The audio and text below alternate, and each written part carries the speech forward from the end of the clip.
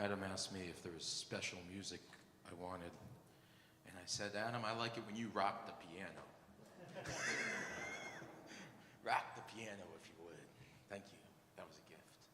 Okay, so I've been out in the desert with all the ministers around the country gathered up in a very bleak and sparse place in the southwest of this country. And it was reminding me of my earliest trip to the desert with my family. Now, has it been 25 years? If I'm looking over here, people are worried. Why is he looking at me? I'm looking at my wife. Because she'll know this story. Visiting our little nephew and niece when they were small, and my family, sister, or husband, live out there in the desert. I was doing research, what is there in the desert that would be exciting for us to do together? Two things. First thing, rent a convertible, which is a good thing to do whenever you go to a sunny place, and is also a winning uncle move. It's good to show up in a convertible. Second thing was, in my research, and there was no internet, I think, at this time. Is that possible? I'm getting old. There was no internet, but I learned through a book that there were ghost towns to visit. And anyone know what ghost towns are? I only knew them from movies. You could come riding in on your horse, and there'd be this whole abandoned town, and I really envisioned we would get there and there'd still be the saloon you could go in, and there'd be half-drunk drinks, and you could poke around and see what was happening in this town, check out the old jail. I had this incredibly cinematic image of what this was going to be. So I convinced my family. I said, everybody get in the car.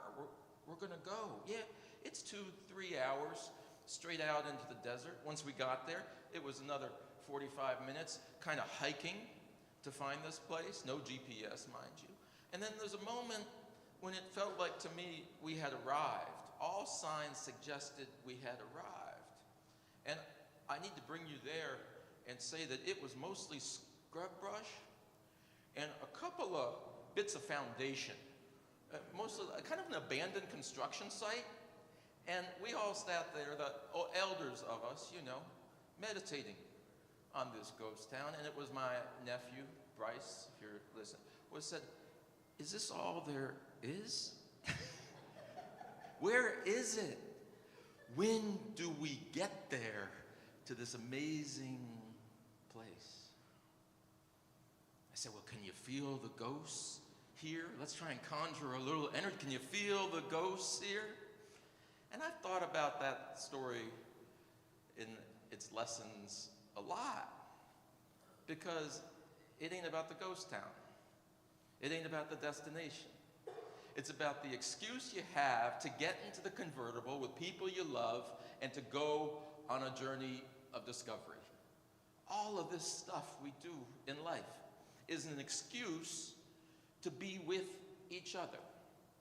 There are no destinations. There's only journey. There's no material stuff of this life.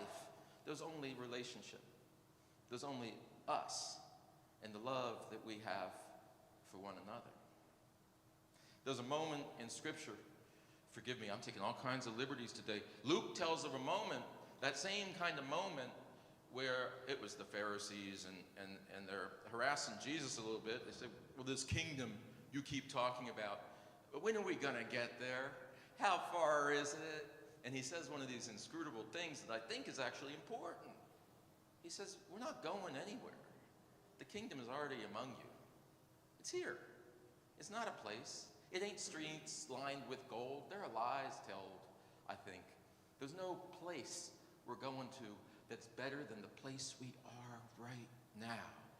We're in this great car together. A cool convertible is what this place is. And we're blessed to be together. The journey is the gift. You all are the gift. I'm filled with gratitude today, and so I lift up gratitude as a thing which is worthy. Come, let us now worship together.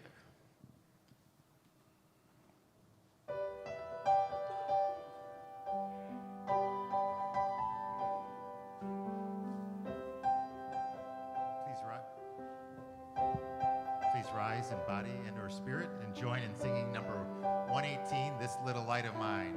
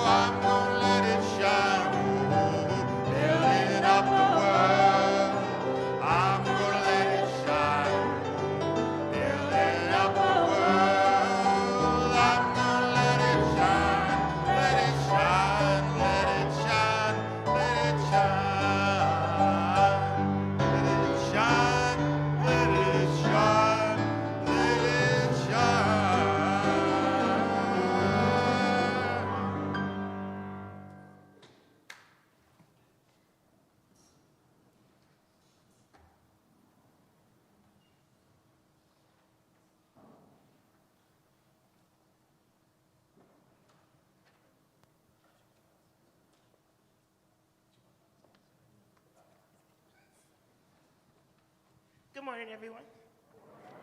If we have any children, please come up to the front and have a seat with us. This is your last seat with us. Right? That's why I'm going to sit and hear the story. And we'll give the little ones a few moments.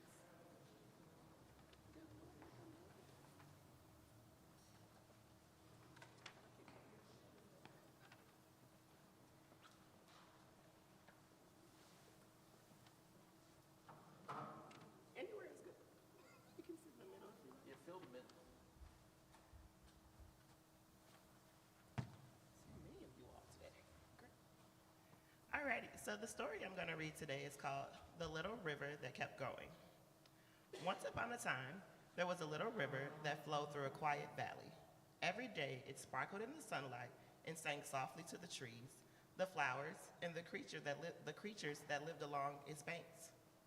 The little river wasn't very big, and sometimes it ran into rocks or fallen branches.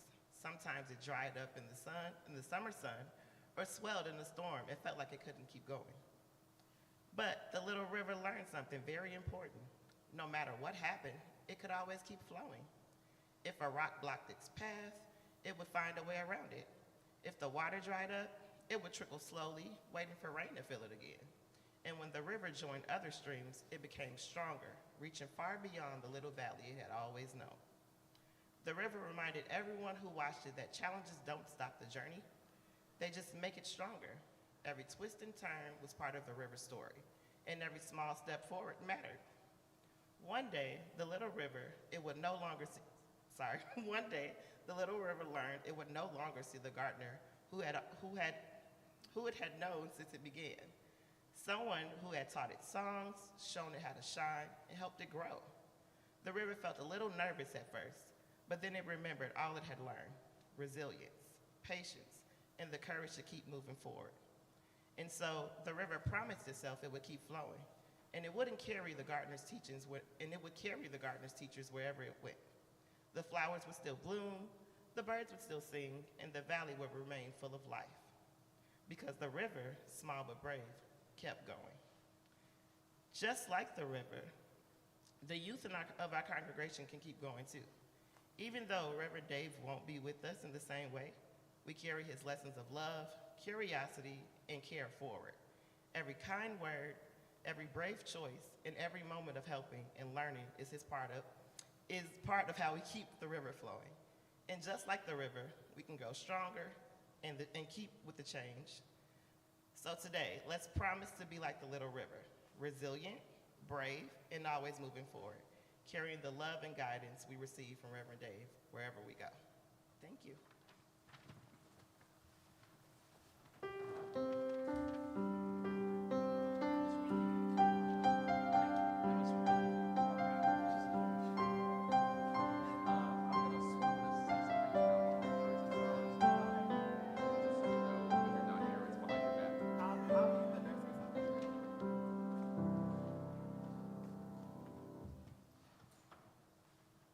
I think I'm going to invite us to take a minute and to greet one another. It's great to have the pews, our new cushy chairs, full of people today. So take a minute and say hi to a friend or a newcomer.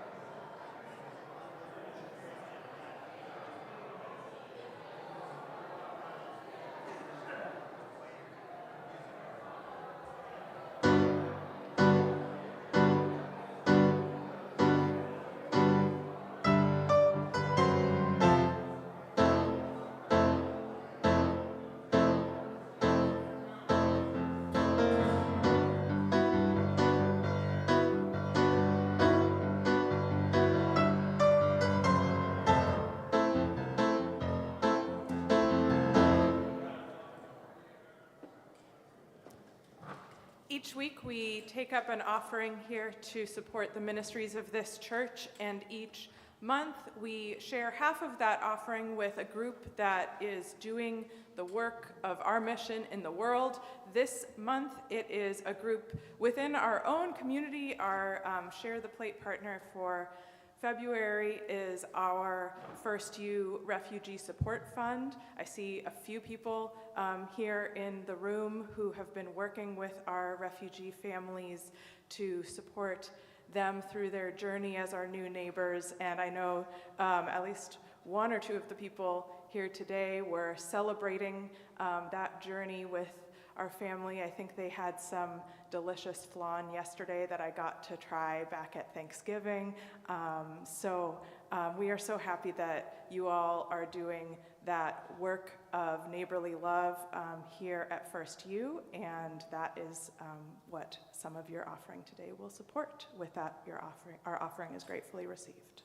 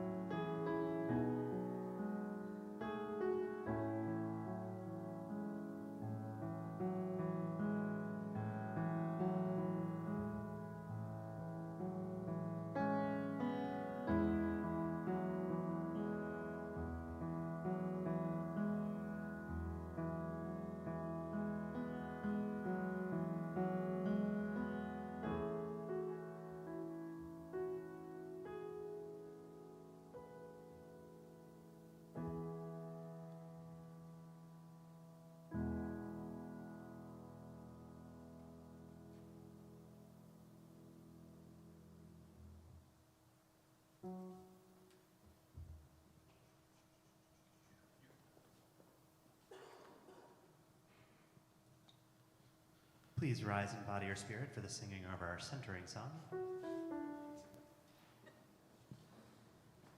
I'll sing it once through and then we'll do it in call and response. Lay me low where love can find me. Lay me low where love can hold me.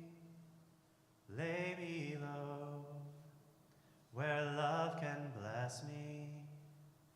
Lay me low, oh lay me low. Lay me low, where love can find me. Lay me low, where love can hold me. Lay me low, where love can bless me. Lay me low, oh lay me low. Very nice. Now, piano side, you will be the call. Pulpit side, you will be the response. So with me. Lay me low, where love can find, me. Lay me low, where love can hold me. Lay me low, where love can bless me. Lay me low, oh lay me low. Lay me low, where love can find me. Lay me low, where love can hold. Where love can hold me. Lay me low, where love can bless. Where love can bless me. Lay me low, oh lay me low. Lay me low, oh lay me low. Thank you. You may be seated.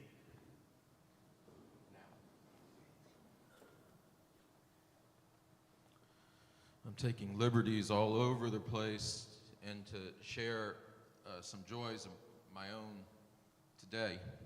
I wanted to focus on a particular bundle of joys at this milestone, and that's the joy and gratitude I have for the team of religious professionals that I have worked with in this congregation and who make this ship go. It's an extraordinary group of people, and I feel blessed to be part of it. We have a leadership team here among religious professionals that we run things kind of collaboratively and figure out which direction the ship should go and what we should do, and that's Liz Kreslin and Liz Tolbert and Jeffrey and Adam and John and myself, and we all get together and figure out what to do. That extraordinary team makes it a joy to come to work here.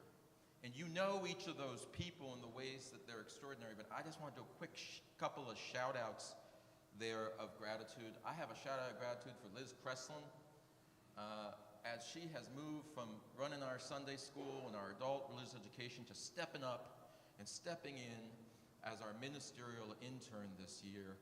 And like the transformation and her capability to hold a space, to make spaces anew for pastoral things to happen, for creative things to happen, and for community to form. It's been a blessing to be a partner to her and to witness that transformation occurring before our very eyes. That's magic. It's part of the magic of this congregation. It's not just the people who work here. Seeing transformation happen before our very eyes. I gotta give a shout out to Liz Tolbert, who took over the program, and you know, the kids leave and we don't know where they go. I've never followed them, so I'm not sure. Okay, I know where they're going. But she's taking care of a whole other side of the house while we're sitting into here. And I can't help but notice that when she took up the challenge of telling a story, She didn't just go to the shelf to find a storybook. She takes time to write a story every week that touches hearts. And if you've noticed, weaves in the characters of our own community into it. And I can't help but feel, well, I got named in the story today, so that makes me feel good. I can't help but feel if I'm 5 years old and I get named in the story at church, that might just stay with me. I might just remember that when I grow up, and that moves me every week. I want to give a shout out to Adam. He plays music, and you all have heard that. And I couldn't say enough about that if I was writing a New York Times review, but that's not what I want to talk about. I want to say the thing about Adam, which is he is a generator. He has an energy of spirit to make audacious stuff happen. And whether that's a protest in the street, whether that's a song in the middle of the chapel, or heck, the cards in the back of your chairs, it's about make the thing actually happen. He says, let's do it, we can do it. And then we believe him, and we get energized, and we rock the house. I want to lift up Jeffrey Mosley, who is in the house today with us. Jeffrey, can you stand up? I'm so sorry to do that to you. Can you give a cheer? Jeffrey is command central, running the business operations of this congregation. And the thing I want to lift up is when I want wisdom, meaning a sober perspective on what we ought to do, a gut check of whether something feels like the right thing to do, feels like the right way to go, I go to Jeffrey's office and say, what do you think? And sometimes he'll say, well, I'm not sure about that. And get us back on track, make decisions on behalf of this body, and it is an incredible gift that will continue to serve you well in the future. I want to lift up John Rice. John Rice, who came here in 1973. Oh, he's to my left. 1973? Is that the truth? 72. Forgive me, 1972, and has been bringing love to this place ever since. And the building needs love. Oh my gosh, have you ever had a needier house than this place that needs every pipe, every electrical wire, every bulb, bless our house, needs attention. But that also is not the thing I want to lift up about John Rice, because John Rice walks around as a man of wisdom and seeks opportunities to teach us what he knows, whether that's the history of this place, whether that's the history of politics on the West Side, stay tuned for the book he's got coming out, whether that's the history of the indigenous people, whether that's the history of the Great Migration, whether it's the history of what makes this place go and what makes its spirit. He says, sometimes I want to change a thing. John said, it's okay you change a thing, but don't break the spirit, right? He's watching out for our spirit, and we need spirit watchers like that in our lives. That's our leadership team. I give a shout. Brian is our new sexton. Brian, you in the room? We ask our sexton actually not to be in the room in case of emergency. He's the one who calls for help. But he has come in here, and he has settled into the groove of being our sexton and taking care of us in all of our events and bringing joy and attention and care to us, and I am grateful for that. I am grateful. I know if I ever got in trouble, I got a SAR on the tech deck. I consider him the control tower in charge of everything and unafraid to jump in when there's a word of justice to be spoken from the control tower. And so bless you for your voice in addition to your gifts. And, in that place that we don't go visit, we have folks working down there, and I won't shout out everyone, but I just want to shout out to Miss Carolyn, who has for 30 years, I'll get the date wrong, but been tending to our littlest ones. And I think that's something you don't forget either. It's our Sunday team. So anyway, I know I took some time there. I just want to say, and anyone I left out who's working in this place, Lacey and other folks, forgive me, but the gift of having that team working together, trying to figure things out, and having each other's back. Having each other's back. When I was an intern, my supervisor made everyone say, we will not let you fail. We will not let you fail, was the mantra. That is the mantra of this leadership team. We will not let you fail. And as you go forward in this place, because 98% of the leadership comes from the pews, not from the religious professionals, continue to look at each other whenever you take on something brave, and you're taking on so many brave things, and say to each other, I will not let you fail. We will not let you fail. Thank you. Again, gratitude. I'll share a few joys of our community. From Barbara Randolph, my joy is that my granddaughter, Samantha, was married last Sunday by her school's rabbi. Her fourth graders attended her marriage ceremony. So beautiful. It means so much to share our life together in this space, and that's why we read these. A joy from an anonymous writer. Someone close in my life celebrates over 90 days of sobriety. I celebrate his powerful strength. Congratulations. From Jean Hester, once again, my joy and gratitude to our long-term and newer volunteers. Yours is the work that keeps our church going. The hours you spend from board service to keeping our building cannot be fully acknowledged in this brief space. Thank you. From Asar, a question: have we checked international news? I will say that just for myself, it feels so often that every day, some days every hour, is bringing more pain from the world, and that's all on top of everything else that's going on in each of our lives, in our country, in our city, in our families, inside ourselves. So it is all so much, so often right now. And we come here to hold that for each other. And an anonymous sadness and gratitude that I'm sure many of us share. I'm very sad to see Rev Dave go. He welcomed me during a very hard time of my life, and I wish him the best. I know we all do who are here. I will speak for myself to say that you also met me at an important time in my life, and I've been blessed by your ministry. I've been grateful on behalf of this place for your ministry, and what I believe that we can carry forward is the sense of ease, simultaneous ease and strength. I think I would characterize your work here and what you've brought to our community, and I think when we bring ease and strength simultaneously, that is the recipe for the courage that allows us to meet hard times, and why I feel hopeful for not only our community but for the world. Thank you, Reverend Dave.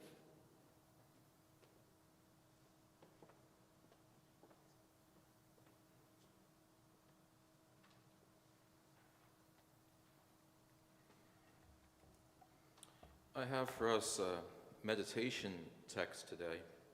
This is Black History Month, I think, which is especially important to remember this week when it feels like just a welling up of aggressive hate surrounding us. So forgive the very different messages here today, but we hold complexity in our lives today, in the world around us. There's a little volume I have long appreciated. I brought it to our community meal this last week. I hope you all continue to do community meal. So important to break bread together. I brought this little volume edited by Mark Morrison Reed, as Anita pointed out, a child of this church, and Jackie James, and is a collection of African American voices in the Unitarian tradition. And so today's text is from Dr. Loretta Williams. And Dr. Williams was, throughout the 80s, back in my childhood, she was the director of the section on social responsibility for the UUA, and then she went on to serve as the director of the Myers Center for the Study of Bigotry and Human Rights, and a number of other things. I take the time to do that because let's remember our heroes, invoke their names when we share their words.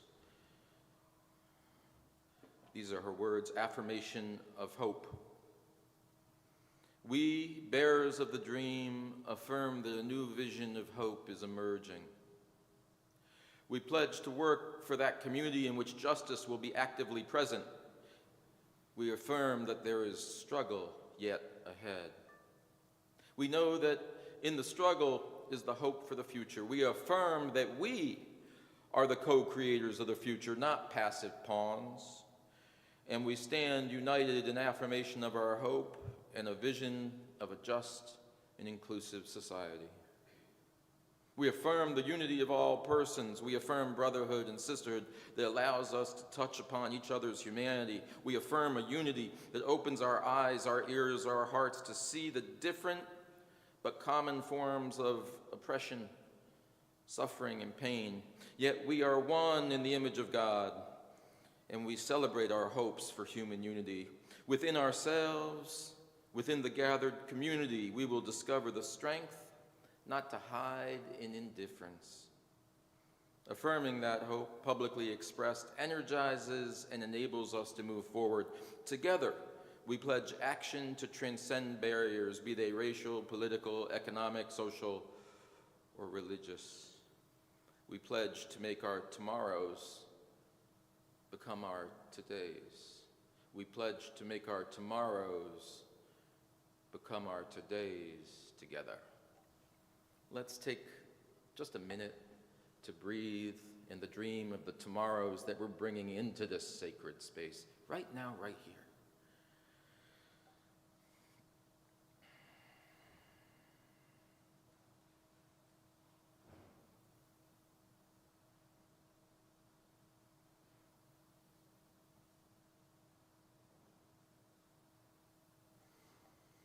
Amen.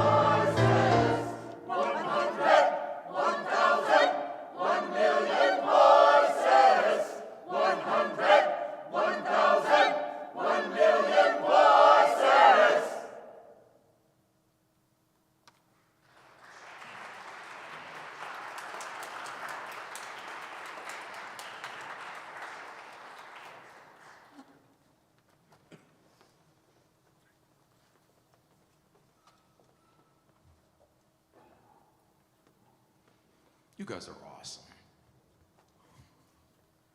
Like Broadway awesome.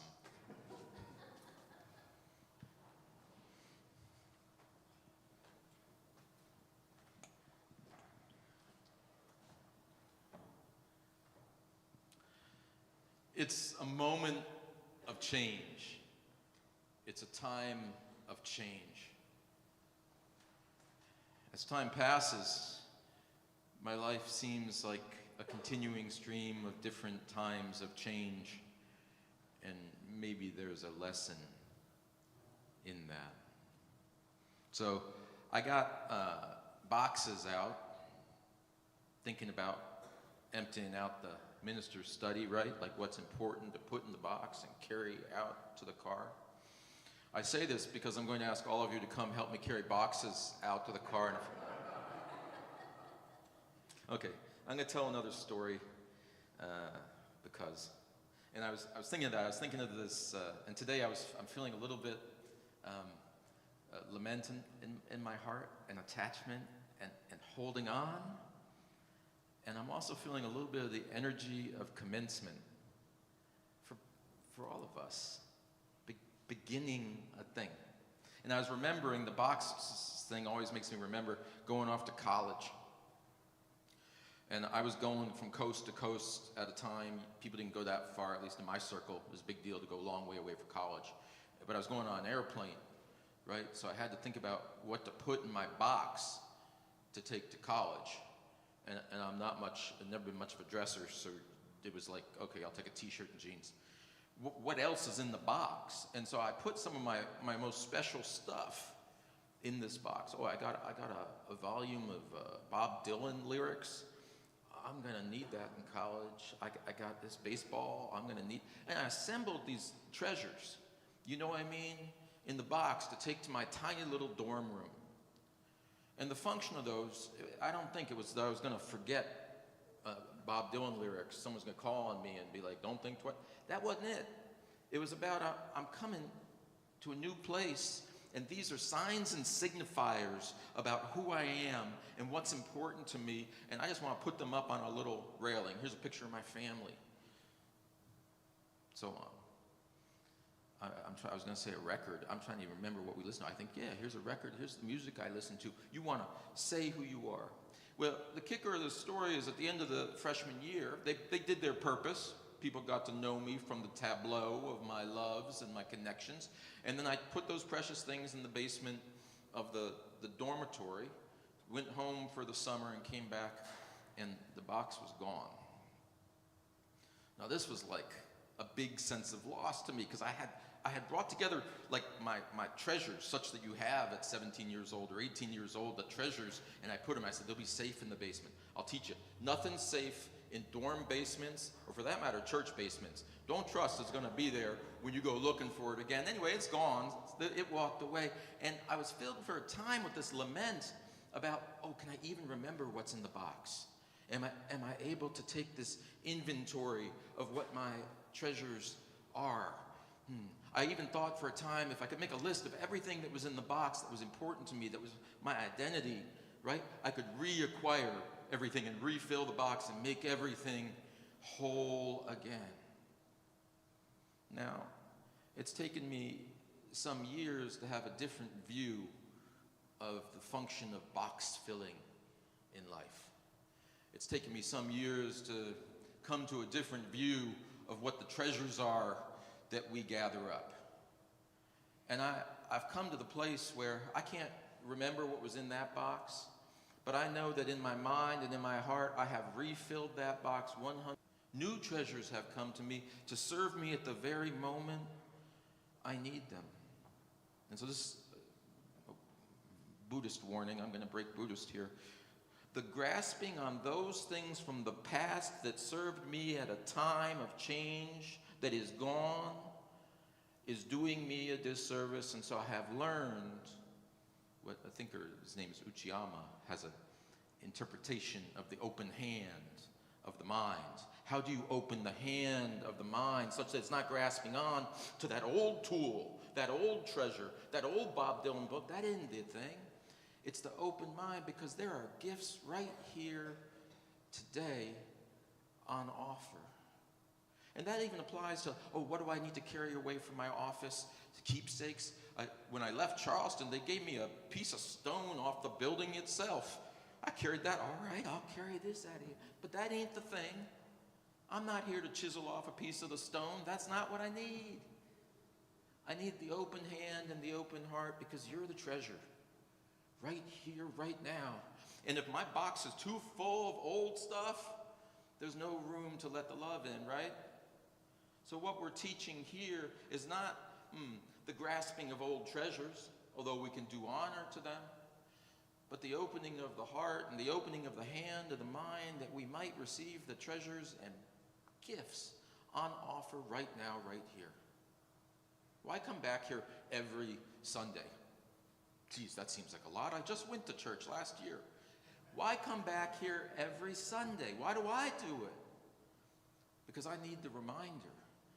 I want to do a reset every week, because the world comes at you all week long in all kinds of ways. I won't do the whole litany because I don't need to. You know all the ways the world is coming at you, causing you and us to close up, to defend ourselves, to turn toward fear. All kinds of things the world is working on us. And so we come here to reset, not to close up, to open up, not to turn away from our neighbor, but turn right toward our neighbor. Not to shut up and sit down so we don't get in trouble, but stand up and sing out so people hear us. That's the reset. This is your reset button. Every week, come here. Dump everything out of your box. Dump everything out of your box. You don't need it. Your box will be filled again and again and again in this place. It's magic. It is absolutely supernatural, divinely inspired, otherworldly magic, the way that our empty cup is filled again and again to overflowing. And so on this day, I want to say I feel full. I do. I feel full of gratitude. I feel full of love. I feel full of anticipation for you, for me, for us. And now, the moment that I've said that, I want to let all of that go and be open and empty and ready for what's going to come flooding in next. My friends, let us be surprised. There is more love. There is more light. And you, extraordinarily enough, are the bearers of both of those things. May you continue to do so with a lightness and a verve and a joy deep down that sustains you. Thank you. And amen.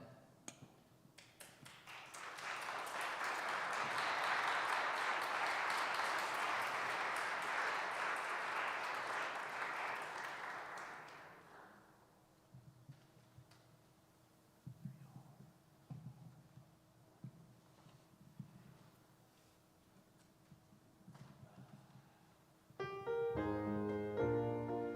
right, we are singing hymn number 1008 in our blue hymnal.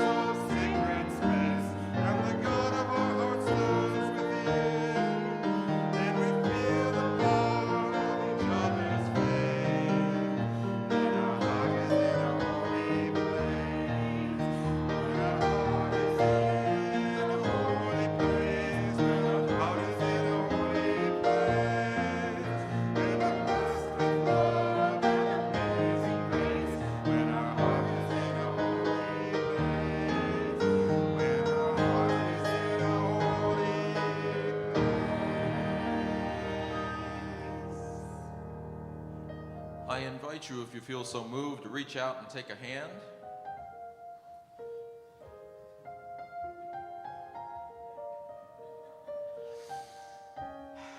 Breathe. As you go from this place, may you be blessed. Be blessed with a wakefulness, an alertness, an awareness. May you be blessed by the knowledge that you are anointed, you are consecrated, you are set apart to do work that only you can do. Be awake to the knowledge that your heart has more depth and more possibility than you've yet discovered. And there are people waiting for it to break loose. Be blessed with courage and the knowledge that you're not in this journey alone, but you have a great and loving family around you, behind you, generations ahead and generations behind. And they and we are for you. Go in peace, my family. Amen.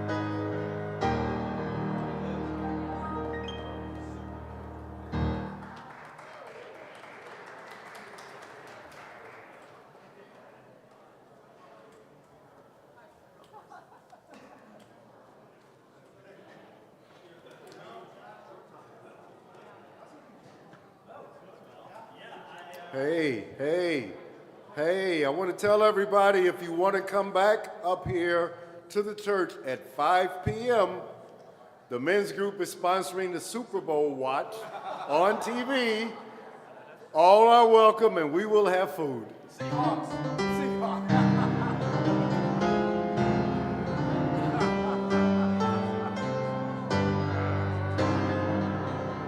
Yes, that's all right.